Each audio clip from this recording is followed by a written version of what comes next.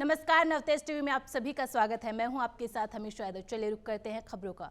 उत्तर प्रदेश के जनपद अलीगढ़ के थाना क्षेत्र में खेतों में बकरी का बच्चा घुस जाने पर दबंगों ने महिला के साथ मारपीट की। मारपीट का वीडियो जमकर सोशल मीडिया पर वायरल हो रहा है। वीडियो वायरल होने पर पुलिस महकमे में हड़कंप मच गया और आनन फानन में पुलिस ने पीड़ित महिला की तहरीर पर दबंग लोगों के खिलाफ मामला दर्ज किया और कार्रवाई में जुट गए। पीड़ित महिला के पति ने आरोप लगाया कि दबंगों ने उसकी पत्नी के साथ मारपीट की है, साथ ही जाति सूचक शब्दों से अपमानित करते हुए जान से मारने की धमकी देते हुए मौके से फरार हो गए।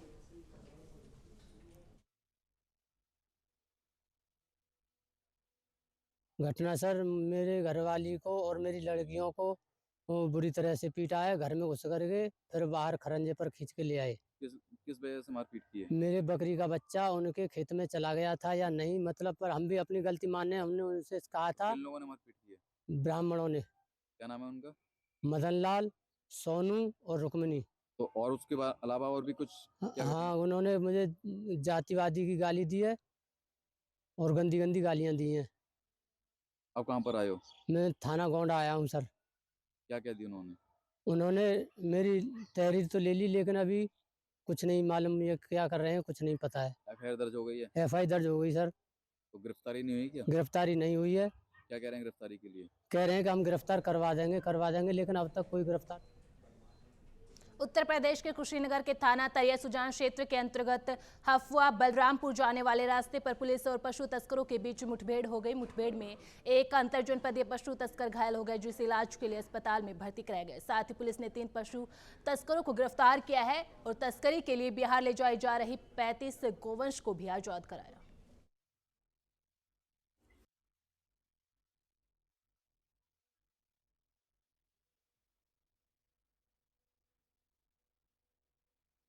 जनपद कुशीनगर में थाना तरिया सुजान क्षेत्र के अंतर्गत अपराधियों के विरुद्ध चलाए गए अभियान के क्रम में पुलिस के द्वारा बैरिकेडिंग लगाकर चेकिंग अभियान चलाया गया था।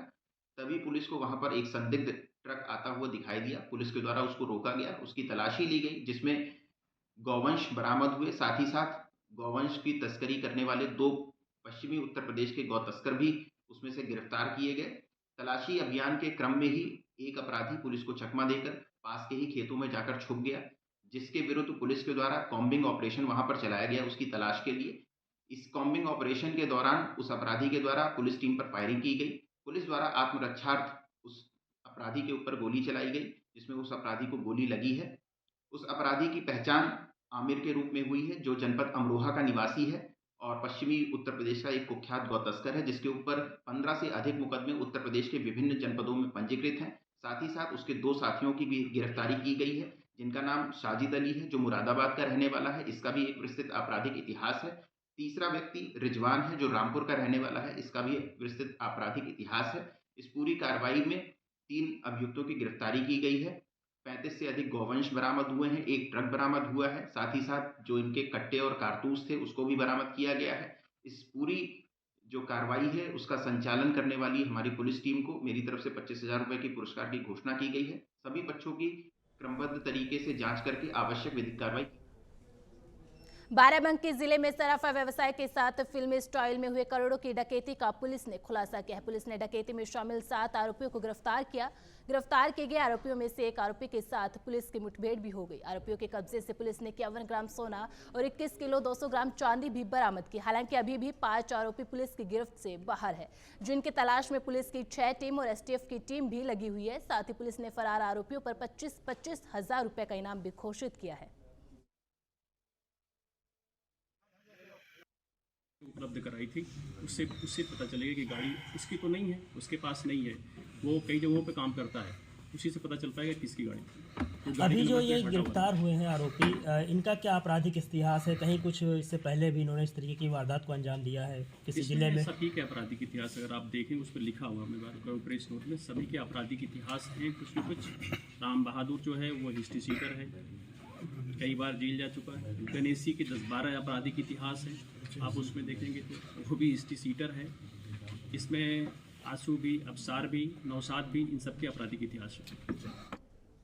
जौनपुर जिले के बक्सर थाना क्षेत्र के फतेहगंज बाजार स्थित सराफा व्यवसायी से बेखौफ बदमाशों ने लूट का प्रयास किया और विरोध करने पर बदमाशों ने व्यवसायी को गोली मार दी। व्यवसायी की मौत की सूचना के बाद स्थानीय लोगों में आक्रोश देखने को मिल रहा है। ग्रामीणों ने राज्य मार्ग NH 31 पर चक्का जाम कर दिया, जिसकी सूचना मिलते ही पुलिस बल के साथ पुलिस अधीक्षक डॉक्टर अजयपाल शर्मा और क्षेत्राधिकारी मौके पर पहुंचे और समझा बुझाकर चक्का जाम खुलवाया, जो इसके बाद फरार बदमाशों को पकड़ने के लिए एसपी ने पुलिस की 7 टीमों का गठन कर जल्द से जल्द गिरफ्तार करने की बात कही।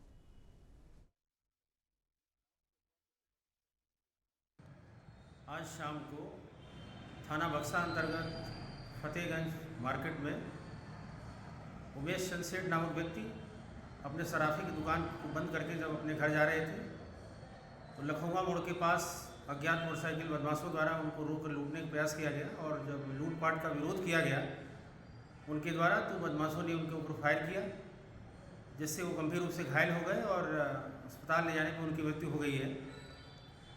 इस प्रकरण में तत्काल पुलिस अधीक्षक महोदय द्वारा मौके पर पहुंचकर इस घटना के अनावरण के लिए आवश्यक निर्देश दिए गए और इसमें 7 पुलिस टीमों का गठन किया गया है। इस घटना के अनावरण के लिए, अभियुक्तों की गिरफ्तारी के लिए स्वाट सर्विलांस की टीमें भी काम कर रही हैं और शीघ्र ही इस घटना का सफल अनावरण करते हुए अपराधियों की गिरफ्तारी और अन्य विधिक कार्यवाही पूरी की जाएगी। पूरे देश में सर्दी का सितम देखने को मिल रहा है। एटा में भी बढ़ती शीतलहर और सर्दी के बीच जिला अधिकारी प्रेम रंजन सिंह ने बस स्टैंड और सार्वजनिक स्थानों पर पहुंचकर लोगों को कंबल वितरित किए। इस दौरान जिलाधिकारी ने कहा कि 1 सप्ताह से एटा शहर में लगातार अलाव जलाए जा रहे हैं, साथ ही रैन बसेरे भी बनाए गए हैं और कंबल वितरण कार्यक्रम भी पिछले 1 सप्ताह से चल रहा है। अब की बार एटा में रिकॉर्ड 10,000 कंबल गरीबों को बांटे जाएंगे, जिसके लिए स्वैच्छिक संस्था और समाज सेवी लोगों का भी सहयोग लिया जाएगा।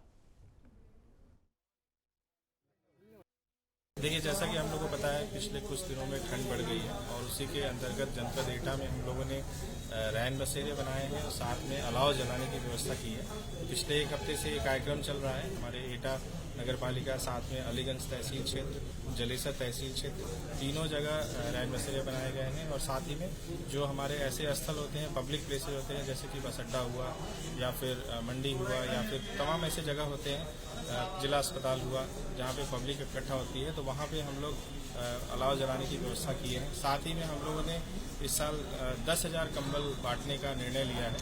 तो उसी के अंतर्गत पिछले 1 हफ्ते से हम लोग कंबल बांटने का कार्यक्रम कर रहे हैं। इसमें जो गवर्नमेंट के द्वारा कंबल उपलब्ध कराई जाती है वो भी रहेगा। साथ में जो स्वयंसेवी संस्थाएं होती हैं, हमारे यहाँ प्रतिदिन कोई ना कोई कार्यक्रम हो रहा है जिसमें कंबल बांटा जा रहा है। तो उसी के अंतर्गत आज मैं भी यहाँ पे कंबल बांटने के लिए यहाँ बस अड्डे पे आया हुआ हूँ। साथ में मैंने रैन बसेरे का भी निरीक्षण किया है। तो हम लोग का यही प्रयास रहेगा जिला प्रशासन का कि ठंड में कोई भी किसी भी व्यक्ति को किसी प्रकार की असुविधा न हो, तो जो भी उसके लिए हम लोग कर सकते हैं अवश्य।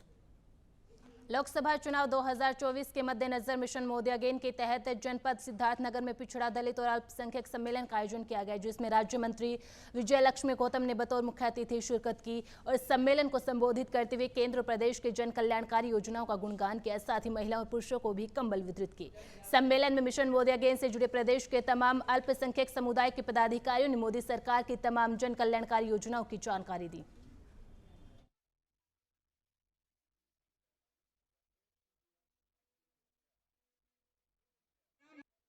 नहीं लगता है आपको ये भीड़ देख के, ये जन सैलाब देख करके दलित पिछड़ों का, अल्पसंख्यक का, कि इनको बुलाया नहीं, स्वयं से आ करके 4 घंटा बैठ के इंतजार कर रहे हैं बेचारे और धन्यवाद दे रहे हैं इस देश के प्रधानमंत्री आदरणीय नरेंद्र भाई मोदी जी को, जिनके कल्याणकारी योजनाओं के माध्यम से जब किसी भी सरकारों की योजनाएं कभी भी गांव में दलित, अल्पसंख्यक, पिछड़ों के पास नहीं पहुंचती थी और आज प्रधानमंत्री आवास योजना, प्रधानमंत्री शौचालय योजना, प्रधानमंत्री उज्ज्वला योजना, प्रधानमंत्री किसान सम्मान निधि योजना, पेंशन योजना, ये प्रधानमंत्री उज्ज्वला योजना, सारी योजनाएं हर गांव गरीब तक बिना जाति पात भेदभाव के, चाहे वो दलित हो, चाहे वो पिछड़े हो, चाहे वो अल्पसंख्यक हो, सबको मिल रहा है। वो उसकी भीड़ है, मोदी जी को धन्यवाद देने की भीड़ है।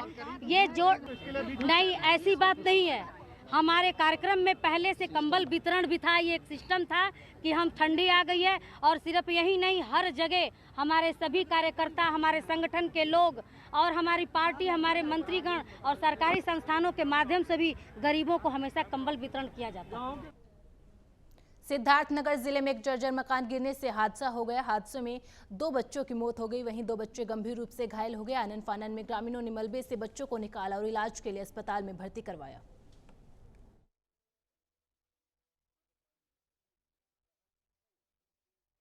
पुराना घर था, उसी पे खेल रहे थे, बस गिर गया छत इन लोगों के ऊपर। अच्छा, फिर क्या हुआ?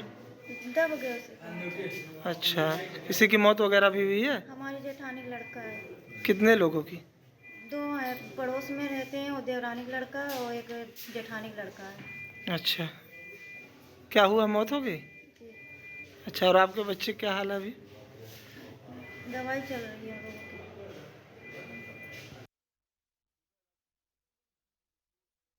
वो पुराना घर था, बच्चे उस पर खेल रहे थे, टाँग सा था, वही गिर गया। उसके नीचे बच्चे दब गए। 2 घायल हो गए, 2 का मौत हो गई। अच्छा, क्या नाम था जिन 2 लोगों की मौत है? कितने उम्र? एक का गौतम था और एक का विकास नाम था। अच्छा, कितने उम्र रही होगी दोनों बच्चों की? ये 7-7 साल के थे, 7 साल 8 साल। अच्छा, अभी आपका बच्चा और 1-2 बच्चे, उनकी स्थिति कैसी है? दोनों सर की दवा चल रही है, दोनों घायल में हैं। तो भगवान के ऊपर है। कितने बजे घटना है? ये 5-5:30 बजे घटना होती है। अलीगढ़ में देहली गेट से महज चंद कदमों की दूरी पर बनी मस्जिद पर असामाजिक तत्वों ने जय श्री राम का नारा लिख दिया, जिसे देख मुस्लिम समाज में आक्रोश देखने को मिल रहा है और बड़ी संख्या में मुस्लिम समुदाय के लोगों ने थाने पहुंचकर मुकदमा दर्ज करवाया, जिससे पुलिस प्रशासन में हड़कंप मच गया। पुलिस के उच्च अधिकारी समेत कई थानों की पुलिस फोर्स को घटनास्थल पर पहुंचाया। मौके पर पहुंची पुलिस ने मामले की गंभीरता को देखते हुए मस्जिद की दीवार पर लिखे जय श्री राम नारे पर पुताई करवाते हुए नारे को हटवाया और कार्रवाई में जुट गए। सपा पूर्व विधायक जमीरुल्लाह खान ने कहा कि ऐसे लोगों के खिलाफ एफआईआर दर्ज कराते हुए एनएसए के तहत कार्रवाई करते हुए जेल भेजे जाने की मांग की।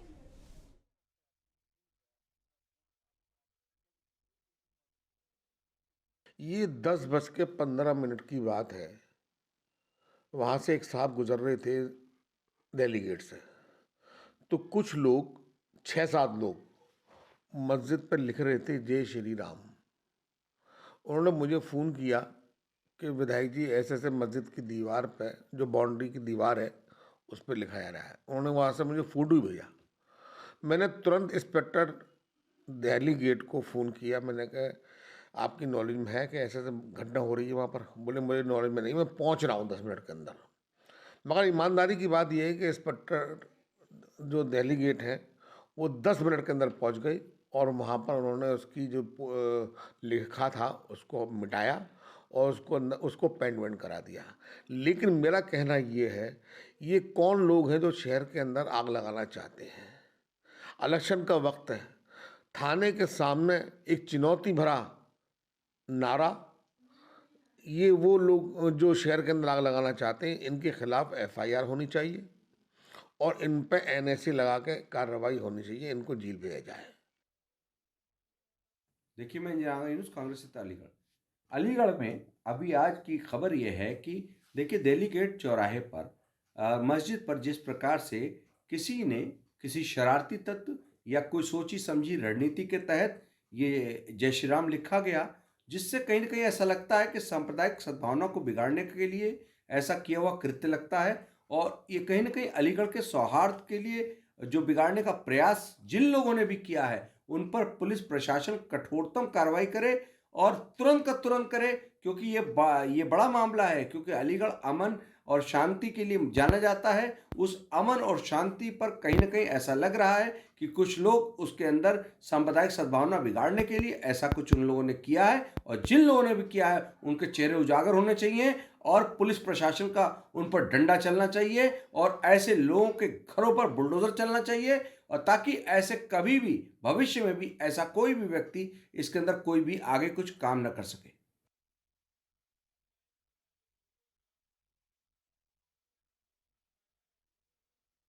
थाना दिल्ली गेट का एक प्रकरण संज्ञान में आया, जिस संबंध में मुख्य क्षेत्राधिकारी नगर प्रथम द्वारा अवगत कराना है कि प्रकरण के संज्ञान में आते ही तत्काल पुलिस उच्च अधिकारियों द्वारा मौका मुआयना किया गया तथा दुकान के बराबर में जो मजदूर द्वारा जो लिखा गया था उसे दोनों पक्षों की आपसी सहमति से हटवा दिया गया और दोनों पक्षों में आपस में सौहार्दपूर्ण वार्ता हो गई है। मौके पर शांति व्यवस्था खबर हाथरस जिले के मुरसान थाना क्षेत्र के गांव खोटीपुरी से है, जहां खेत में काम करते समय एक युवक पर फायरिंग की गई। बताया जा रहा है कि दिनेश कुमार लवानिया अपने खेतों पर किसी काम से गए थे, तभी आरोपी जिनसे उनके परिवार की पुरानी रंजिश चल रही थी वहां पहुंच गए और किसी बात को लेकर विवाद हो गया, जिसके चलते आरोपियों के द्वारा फायरिंग कर दी गई, जिससे पीड़ित को गोली लगने से वह गंभीर रूप से घायल हो गया। गोली चलने की आवाज को सुनकर मौके पर स्थानीय लोग और परिजन भी पहुंच गए। ग्राम खोटपुरी थाना मुरसान की सूचना 112 द्वारा मिली कि दिनेश कुमार लवानिया नाम के व्यक्ति को छर्रा लगने से घायल हो गया है। उसे प्राथमिक उपचार के लिए बागला हॉस्पिटल हाथरस भेजा गया, जहां उपचारित है। संज्ञान में आया कि ये इनके परिवार का मैटर है, जिसमें पूर्व से आपस में इनके एक दूसरे के खिलाफ मुकदमा कायम है। प्राप्त तहरीर के मुताबिक आवश्यक विधिक कार्रवाई की जाएगी। कन्नौज में कोतवाली सदर परिसर में मौजूद बैरक का उद्घाटन किया गया। ये उद्घाटन एसपी अमित कुमार आनंद के द्वारा किया गया। साथ ही इसकी शुरुआत रंगरोपण के साथ की गई। इस दौरान अपर पुलिस अधीक्षक सीओ समेत कई लोग शामिल हुए।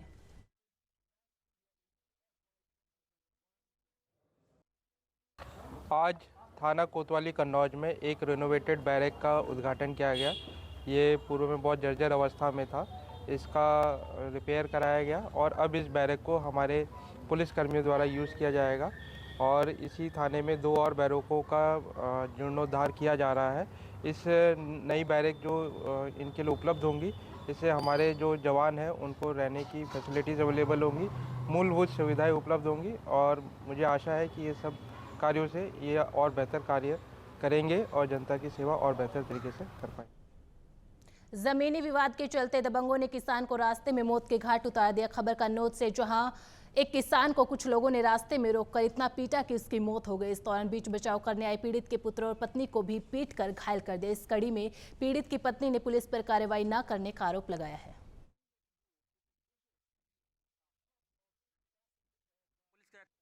साहब, हम खेत पे थे तो हमारी बीवी ने फ़ोन किया कि हाँ लड़ाई हो गई है, पापा को रास्ते में मारा। पापा तम्बाकू लेने की दुकान पर जा रहे थे। उन्होंने अपने दरवाजे घेर कर सभी लोगों ने, भूप सिंह ने, उसकी बीवी और उनके बच्चों ने घेर के लाठी डंडों से मारा। पापा मेरे एक्सपायर हो गए। क्या नाम है जिसने मारा है? भूप सिंह, जावित्री, अंकित, दिलीप, प्रियंका, रागिनी।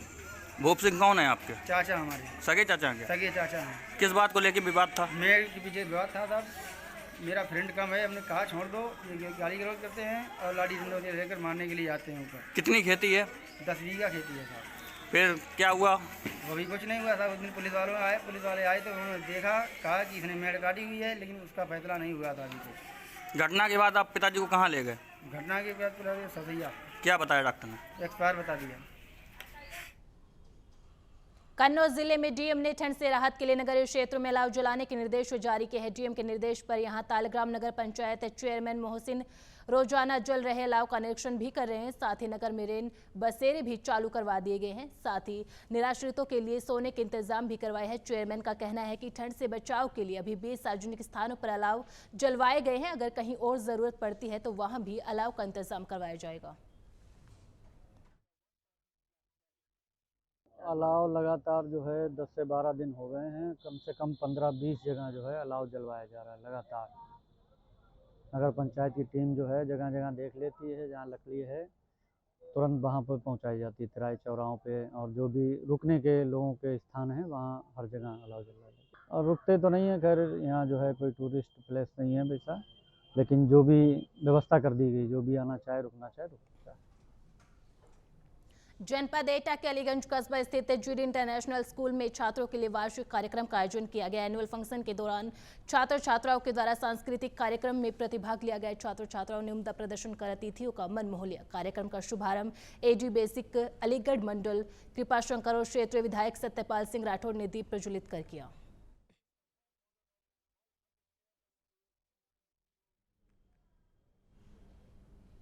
अयोध्या में रामलला के प्राण प्रतिष्ठा महोत्सव 22 जनवरी को होने जा रहा है, जिसके लिए तैयारियां जोरों पर है। आपको बता दें कि इस दौरान कई नेता और बड़े कलाकार समेत कई लोग अयोध्या आएंगे। इसी कड़ी में अयोध्या एयरपोर्ट के अलावा गोरखपुर, वाराणसी, प्रयागराज एयरपोर्ट पर भी एयरक्राफ्ट पार्क करवाने की तैयारी शुरू हो चुकी है। इसी के साथ 30 दिसंबर को प्रधानमंत्री जनसभा के साथ साथ अयोध्या में एक रोड शो भी करेंगे। ये रोड शो लगभग 15 किलोमीटर का होगा, जिसके बारे में कमिश्नर गौरव दयाल ने जानकारी दी है।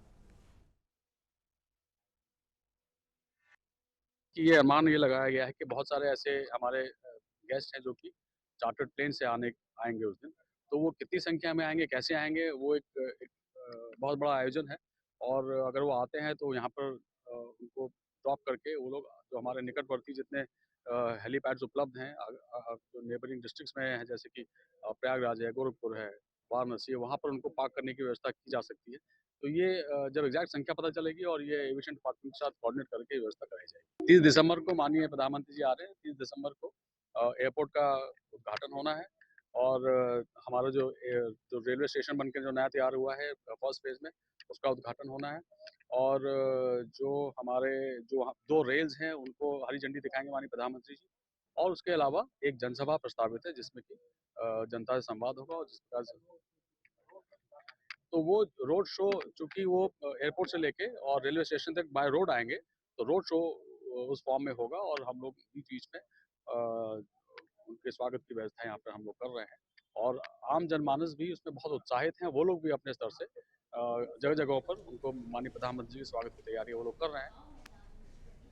22 जनवरी को श्री राम जन्मभूमि में प्राण प्रतिष्ठा समारोह में दिग्गज नेता उद्योगपतियों को आमंत्रित किया गया है। साथ ही ट्रस्ट ने कांग्रेस के पूर्व प्रदेशाध्यक्ष पूर्व सांसद डॉक्टर निर्मल खत्री को भी कार्यक्रम में शामिल होने के लिए आमंत्रित किया है। श्री राम जन्मभूमि तीर्थ क्षेत्र ट्रस्ट के महासचिव चंपत राय की तरफ से निर्मोही अखाड़ा के महंत और विश्व हिंदू परिषद के प्रवक्ता शरद शर्मा ने शहर के मोती बाग स्थित उनके आवास पर पहुंचकर उन्हें राम नामी अंग वस्त्र से सम्मानित किया और प्राण प्रतिष्ठा समारोह में शामिल होने के लिए आमंत्रण पत्र भी दिया। श्री राम जन्मभूमि तीर्थ क्षेत्र ट्रस्ट के जो हमारे महासचिव हैं आदरणीय चंपत राय जी, उनका गहरा लगाव जो है इस परिवार से है। और आदरणीय निर्मल जी, इनके योगदान को हम लोग विस्मृत नहीं कर सकते।